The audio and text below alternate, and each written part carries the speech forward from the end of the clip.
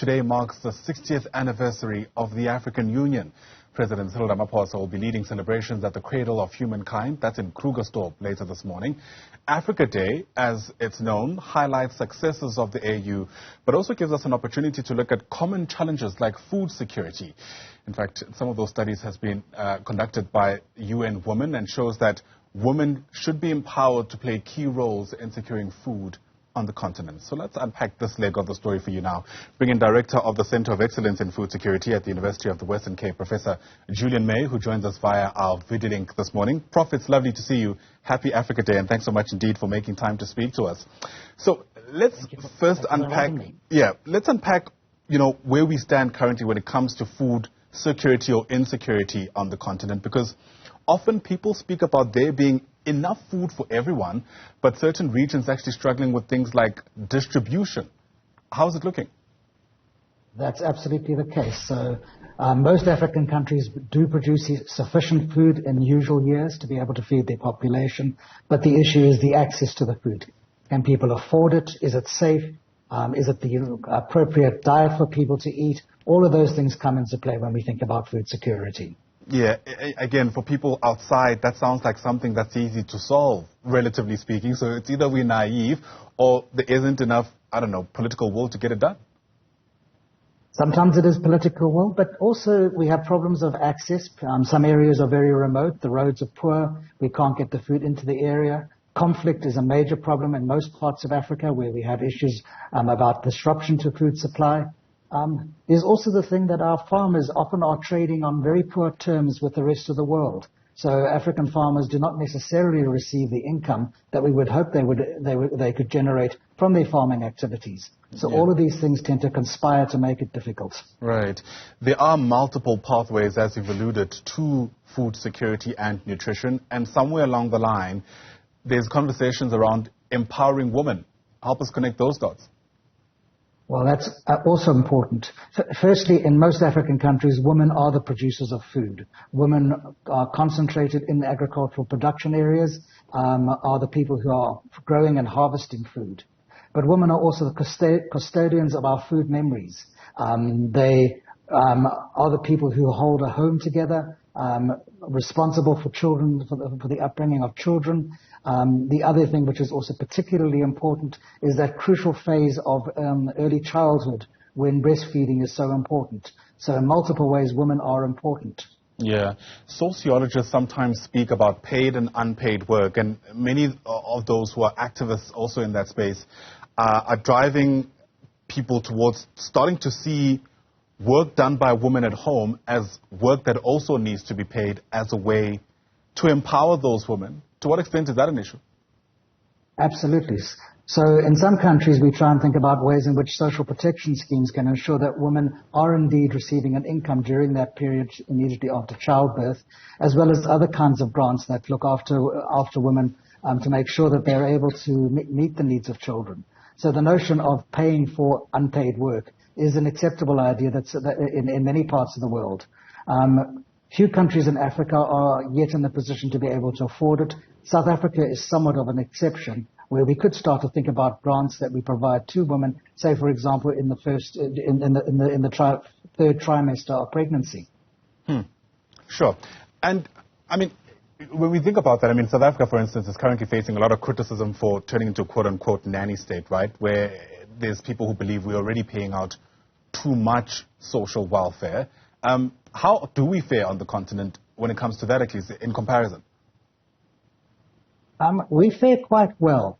And again, it depends on your vision of what social protection is all about. Right. If social protection is something which is, in a sense, your right as a citizen, then it's difficult to sustain the argument that we're a nanny state. The other thing is that the payment of the grants also has a tremendous economic benefit. People use those grants to buy food. That in turn can stimulate an economy in a village or in a township. All of those things mean that grants are not simply a drain on income. They're not something we're giving away, but they're something which enables an economy to function well. So there's a good economic argument for the provision of social grants. Yeah.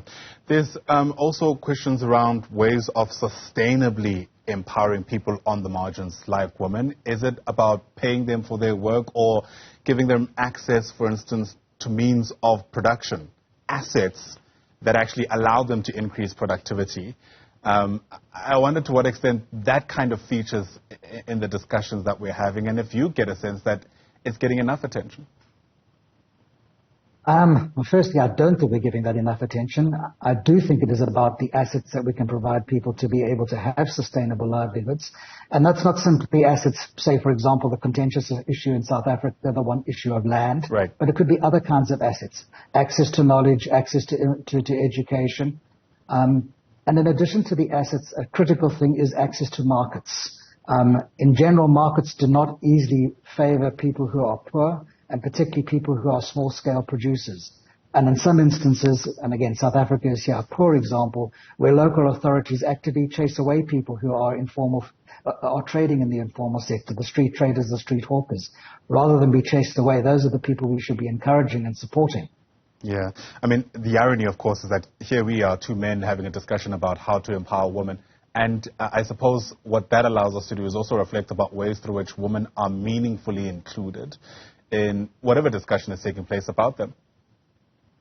Right. I did point out the irony to your colleagues when they contacted me, and tried very hard to make sure we could have a speaker who, in a sense, would be an African woman who has been able to make headway in this difficult world of food security, because there are people who are doing exceptionally well. One of the things that often concerns me is that when we talk about this topic, we often think about small-scale producers, people on the margins, but in fact there are excellent women agri-entrepreneurs who are doing remarkably well in the sector, and in fact we look to them to generate employment and to, in a sense, generate the incomes and the taxes that enable us to pay those social protection grants that we were talking about earlier. Yeah. So it's not always a gloom and doom story. Right.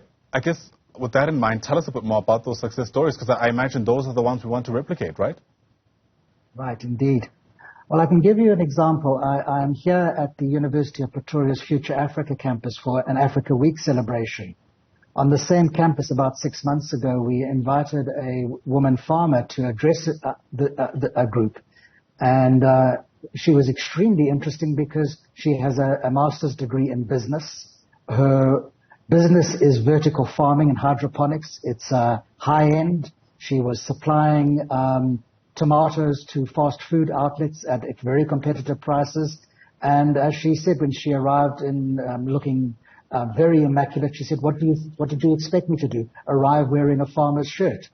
And I think that was exactly the example of a new age farmer, someone who's doing something completely different, breaks the mold of what we think of about farming, and breaks the role of what we think about of women in farming. So that's an example, and I think there are numerous others where we see that kind of new way of looking at farming, not as something that poor people do, but something which involves interesting work, application of new technologies, and actually an extremely exciting livelihood. Yeah.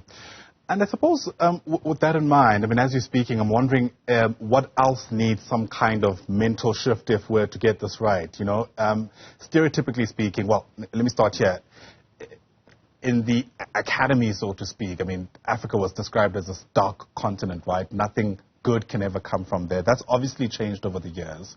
But there have been, let's call them more stubborn sentiments that refuse to be changed, perhaps culturally, even religiously speaking, about the role of women on this continent. To what extent are we able to make meaningful strides without including those aspects of our lives in the discussion? Again, I think always the picture varies from country to country and even within countries. In a country such as Kenya, for example, there are numerous examples of how women have been able to gain access to land despite the kind of prevailing culture where women are in fact not seen as owning land. Kenya, in fact, has laws which ensure that when land is inherited, it is divided between men and women. The problem is that as it plays out in the village context, that division may take place, but women wind up with the 1 hectare of land, while the men wind up with the 20 hectares of land. So we still need to find ways of addressing what actually happens on the ground. I think there's other things that we can also start engaging with, which are new and interesting. Africa has a profusion of indigenous crops. Often we talk about them as the forgotten crops. But as we move into an era of climate change, these are the crops that are of extreme interest to scientists. They are often drought resistant. They are able to cope with heat, and they're able to cope with some of the conditions which we are concerned that Africa is going to be facing. So the idea that there's nothing good can come out of Africa obviously is false. But not only that, as we move into a new era, I think Africa is going to offer the rest of the world many solutions to the world's problems. Yeah. And for that to happen, of course, the role players need to be given the space to do that. You know, depending again who you ask, leaders on the continent are seen to have created somewhat of a boys' club, this enclave of people who protect each other and have their own invested interests, which essentially has an impact on ways through which people on the continent, including women, can do their jobs. To what extent do you reckon, at least from the line of work you do, to what extent do you reckon that's a challenge? Certainly in my own work, which is within a university, one of the things we are concerned about is broadening the access and the numbers of women who are involved in science, technology, engineering, and mathematics, the STEM careers. Here we still have a problem that some disciplines, my own included, I'm an economist, remain very much the realm of essentially white middle-aged men like myself. And how we transform that, how we break down those barriers, I think is particularly important. I think Africa's academies of sciences are doing a very good job with focus on exactly trying to break down those barriers.